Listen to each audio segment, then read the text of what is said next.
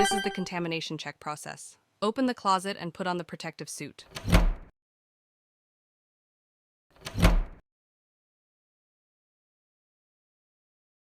Wear a dust mask and dust-proof boots. Press the button on the Put your hands in the dryer to dry them. Enter the air washroom and disinfect your body.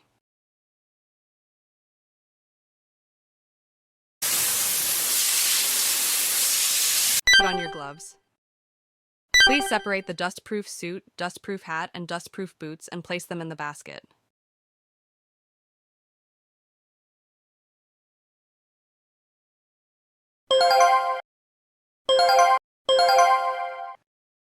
Place the protective suit inside the basket into the dedicated washing machine.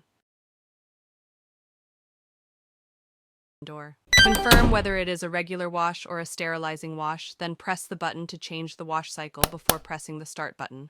Please wait until the wash cycle is complete. And place the finished protective suit into the basket.